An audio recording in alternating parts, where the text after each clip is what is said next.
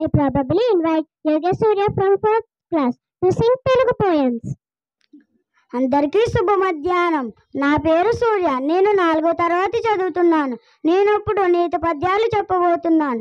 కనకమ్మ సింహాసనమును సునకమును కూర్చొండబెట్టి సుగలగ్యమునన్ గొరలా గట్టము గట్టిన వెనకటి గుణమేల మాను వినరా సుమతి భావం.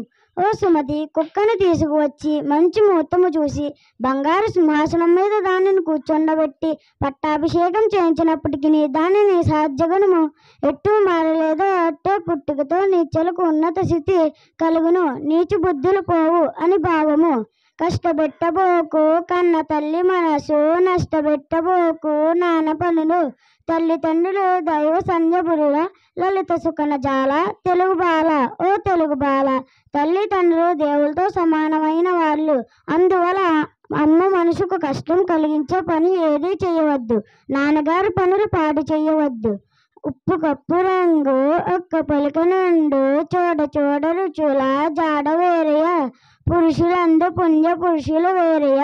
విశ్వదాభిరామ వినురవేమ. ఉప్పు కర్పూరం చూడడానికి ఒకేలాగా ఉంటుంది, రుచిలో మాత్రం తేడా ఉంటుంది. అలాగే ఉత్తములు వేరేగా ఉంటారు. అనగననగరాగా మచ్చి చేలచండు తినగ తినగ వేము తీయనండు. సాగరమున పనులు సమకూరదలున విశ్వదాభిరామ వినరవేమ భావం. పాడగా పాడగా రాగుము బాగుగా వచ్చను, తినగ తినగ వేపాకు కూడా బాగునే అనిపించును. అట్లనే ప్రయత్నం చేస్తూ ఉంటే చివరికి అన్ని పనులు సులువుగానే అనిపించును. కోపమున్న ఘనత కొంచెమైపోవును, కోపమున్న మిగులు గోడి కలుగు. కోపమర్చనేమి కోరికలీడేరు విశ్వదాభిరామ వినురవేమ భావం. కోపము చేత వ్యక్తి గొప్పతనము నశించును, అనేక బాధలు కలుగును. కోపము అణించుకుని శాంతముగా ప్రయత్నించుచో సకల కార్యములు నెరవేరును. Thank you everyone.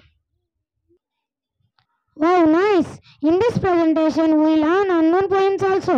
Thank you a lot, buddy. Give him a big round of applause.